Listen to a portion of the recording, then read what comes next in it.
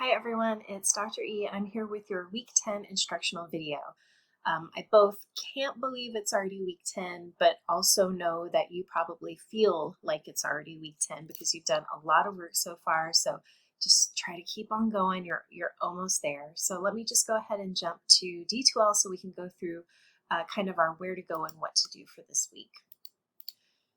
So in our module for week 10, it looks like a pretty, it's a familiar week, or at least I hope it feels that way. So what we're going to do is read the biography and the short story titled Araby by James Joyce. You're watching the instructional video now. There's also the portfolio video that you'll want to take some time to watch so that you understand that assignment. The written response prompt will be posted, and then you have, of course, your participation quiz. So we're moving into our second written response, which is due on Thursday, and that's something that hopefully you feel, because you've received that feedback, you have some clarity about the assignment, hopefully you feel a little bit more comfortable going into this week with my feedback in mind from your previous one and your strong understanding of the overall assignment. All right. So here is the portfolio video, and you're watching what will appear as number 1. Okay, just let me pause for 1 second. Okay, sorry about that, had a pet issue. So in the review section, there is the written response template, so make sure you're taking advantage of that. The guidelines, it wouldn't hurt to go through and review those, as well as the feedback from your last one, right? There is the paper portfolio template, which you can look at, as well as the rubric, right? So those are materials that are covered in that video.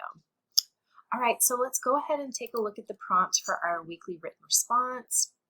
So it's really digging into Araby, not only thinking about Joyce's biography, but also the text itself. So first, you're going to have a paragraph where you work to connect Joyce's biography, which is, we can credit Greenblatt with that, to the background chapter on the 20th and 21st centuries, right? So is Joyce a reflection of the time period? Why or why not? Or perhaps how or how not? This is a paragraph where you'll need at least one quote from the biography and from the background chapters to support your ideas. And again, for both of those, you can just credit Greenblatt, that's fine. Remember that anything outside of what we call common knowledge needs an in-text citation. So remember that with MLA, common knowledge is anything that just a regular person would know. So the example I always use, because I think it's something that can really help us understand this, is that common knowledge would be something like Christmas. Regardless of your religious background, regardless of whether or not you celebrate Christmas, if you ask somebody on the street in the US, and elsewhere, right? But we're talking about our area. If you ask them what day Christmas is, they would probably universally know that it's December 25th, right? It's something that is known. It is common knowledge, right? Whereas if you went up and asked somebody on the street a pointed question about James Joyce's life, they likely would not know that. It's not common knowledge, so you would need a citation for something like that you're bringing into your written response. So that's where you can paraphrase it, but make sure you're adding page numbers and citing Greenblatt, right? All right. So next, you're going to describe the main character of the short story. What kind of character is he?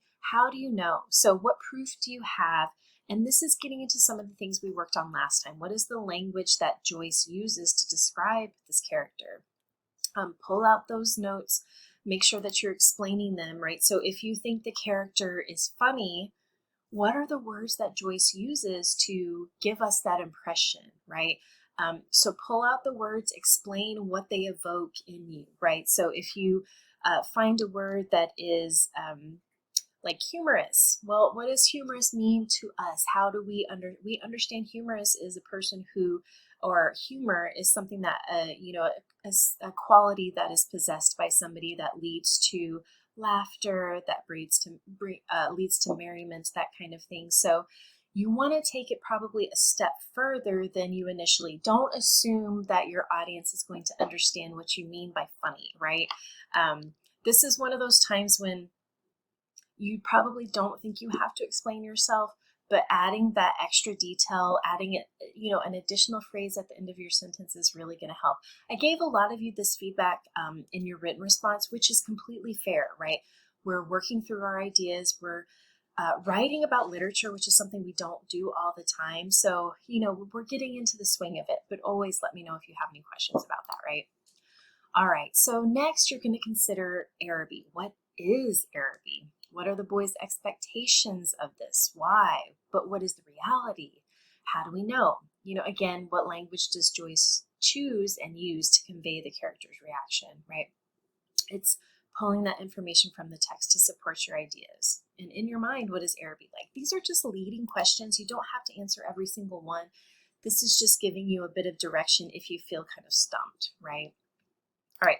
Finally, write a paragraph about your experience as the reader. This is where you're coming in, right? So above, these are not necessarily paragraphs where you're bringing yourself into the conversation. You are instead being a literary critic. You're not judging Joyce's writing. You're not necessarily talking about, oh, he's such a great writer, making any of those judgment or value judgment phrases or anything like that. But in this last paragraph, that's where you're coming in. What is your experience reading this? Was it a straightforward read? Was it interesting? This is where you can kind of bring in a little bit of that. You can have your own response to it. But of course, I want you to kind of give us an understanding of why you had this reaction. So was it easy, confusing, mesmerizing? In addition to your experience as the reader, I want you to really think about Joyce as the author.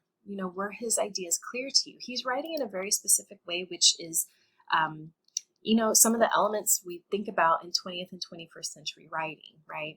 Let me pause 1 second. Sorry about that. My camera and my computer keep stalling. So hopefully you didn't just see me on the screen with a really weird face for the last few seconds. And it just did it again. So before it happens for an additional time, I just want to let you know that, we have the participation quiz in addition to that written response. Hold on 1 second. Yeesh. Okay, last time, I promise. So we do have that participation quiz and the written response. So it really just does look like kind of a regular week for us, right? And hopefully having that second written response, you feel a bit more confident and comfortable heading into it. But if not, you can always reach out to me. There's that Q&A discussion board that I really appreciate y'all using. Reach out to one another in your literary leagues, right? There's nothing wrong with touching base with them and throwing around ideas, especially if you feel kind of stalled, right? If you feel just kind of stopped in your tracks when it comes to ideas. But you can always email me or set up a time to meet with me via WebEx for office hours. It would be wonderful to see you face to face and have that conversation. So take care, good luck this week, and let me know what you need.